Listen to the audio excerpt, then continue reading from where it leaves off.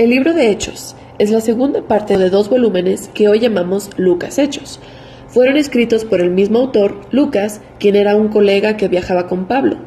Esto lo vemos claramente en la introducción donde dice: en el primer tratado, es decir, el Evangelio, hablé acerca de todas las cosas que Jesús comenzó a hacer y a enseñar.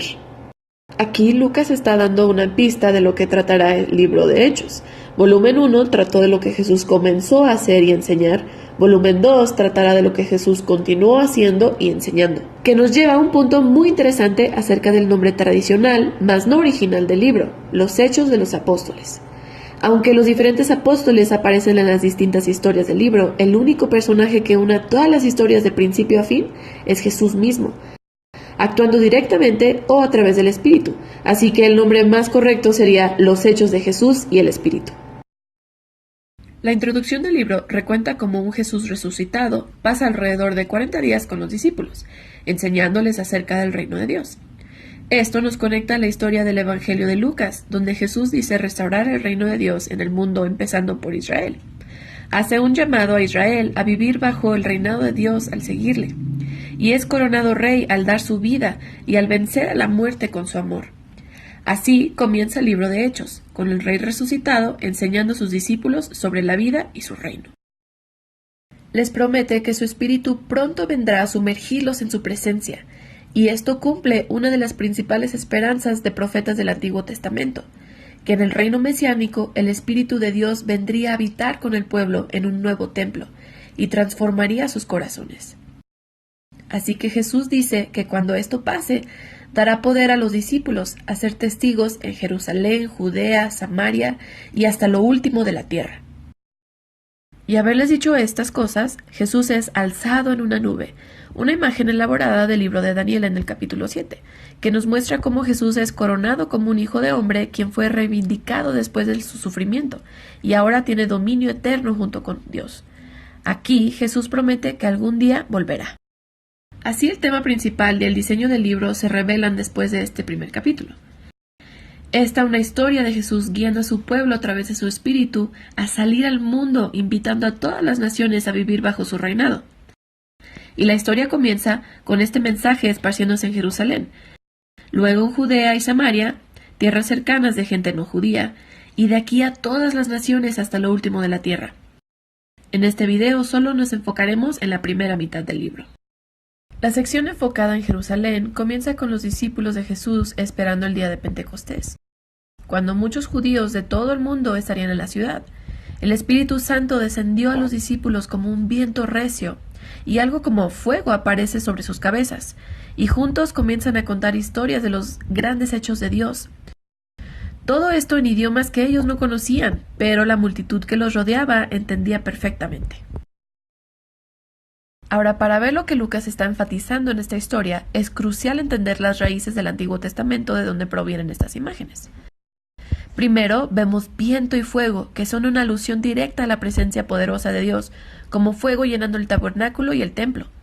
También es conectado a las promesas proféticas que Dios habitaría a través de su espíritu en el templo en el reino mesiánico. Aquí en Hechos, esta poderosa presencia de Dios viene a habitar no en un edificio, sino en su gente. Lucas está diciendo que el nuevo templo prometido por los profetas es la nueva familia del pacto, el pueblo de Jesús. Que nos lleva a lo segundo que Lucas quería decir, que cuando Dios descendiera a habitar en su templo, Él reunificaría todas las tribus de Israel bajo el rey mesiánico, y que las buenas nuevas del reino serían anunciadas por todas las naciones. Lucas nos describe a detalle la nación internacional de múltiples tribus de todos los israelitas que estaban ese día de Pentecostés y que respondieron al mensaje de Pedro. Los apóstoles siguen llamando a los israelitas para que reconozcan a Jesús como el Mesías, y miles responden, formando nuevas comunidades de generosidad, alabanza y celebración. Pero no todos se unen a la celebración. Aquí, Lucas muestra cómo la nueva familia de Jesús pronto enfrenta hostilidad de parte de los líderes de Jerusalén. Usando un hermoso diseño simétrico, Lucas cuenta la historia de 2 templos. Uno, el templo nuevo de Dios, donde se reúnen diario los nuevos seguidores de Jesús en el templo o en las casas. Ahora, entre estas 2 historias, vemos 2 historias sobre Pedro y los otros apóstoles, sanando a personas junto al templo. solo para ser arrestados por los líderes religiosos, seguido por un discurso de parte de Pedro clamando que Jesús es el rey verdadero de Israel. Y al centro de todo esto encontramos una historia donde los seguidores de Jesús donan sus propiedades y posesiones a un fondo común para ayudar a los pobres, que está muy padre, pero parece algo muy casual que Lucas lo menciona aquí, hasta que te das cuenta que esta era una costumbre descrita en las leyes de la Torá, algo que tenía que ocurrir dentro del templo de Israel a través de los líderes. Aquí el punto de Lucas es bastante claro. El nuevo templo de la comunidad de Jesús está cumpliendo el propósito que Dios siempre tuvo para el templo de Israel, ser un lugar donde el cielo y la tierra se encuentren, donde la gente puede encontrar la generosidad y el poder sanador de Dios. El conflicto entre los dos templos culmina en los capítulos 7 y 8, donde vemos la primera ola de persecución. Los seguidores de Jesús se siguen multiplicando, requiriendo más líderes. Uno de ellos, Esteban, un testigo audaz de Jesús, es arrestado y acusado de hablar en contra y hasta de amenazar al templo. Aquí Esteban da un largo discurso mostrando cómo Israel siempre ha rechazado a los mensajeros de Dios, incluyendo a Jesús y ahora a sus discípulos. Los líderes de Israel ahora están enfurecidos, asesinan a Esteban e inician una ola de persecución contra los seguidores de Jesús, expulsando a la mayoría de la ciudad. Esto tiene un efecto paradójico. Lucas nos muestra cómo esta tragedia se convirtió en el medio por el cual los seguidores son ahora enviados a Judea y a Samaria.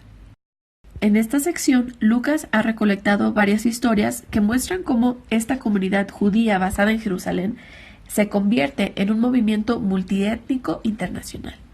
Primero la misión de Felipe en Samaria, la tierra de los enemigos de Israel, y muchos de ellos llegan a seguir a Jesús. Después tenemos la transformación de Saulo de Tarso, después conocido como Pablo. Él era un enemigo y perseguidor de los seguidores de Jesús, hasta que tuvo un encuentro personal con Jesús resucitado. Después se convirtió en un defensor apasionado en nombre de Jesús. También vemos la historia de Pedro, cuando tiene una visión sobre que Dios no considera a los gentiles impuros o indignos de unirse a la familia de Jesús. Pedro es dirigido por el Espíritu a la casa de un soldado romano lleno de gentiles, y todos responden a las buenas nuevas de Jesús. De hecho, el Espíritu desciende de forma poderosa con ellos, al igual que con los judíos que vimos en el capítulo 2. Todos estos temas se unen en la fundación de la iglesia en Antioquía, la ciudad cosmopolita más grande de esa región del Imperio Romano. Lucas aquí nos dice de Bernabé, un líder judío de la iglesia de Jerusalén, que junto con Pablo fueron a dirigir esta comunidad. Así que se convirtió en la primera gran iglesia multiétnica en la historia. También fue aquí donde los seguidores de Jesús fueron llamados cristianos por primera vez. Y es de aquí que se enviaron los primeros misioneros internacionales. Y así vemos cómo se va cumpliendo la comisión de Jesús. Y esto nos lleva al resto del relato de Lucas. Pero por ahora, esta es la primera mitad del libro de Hechos.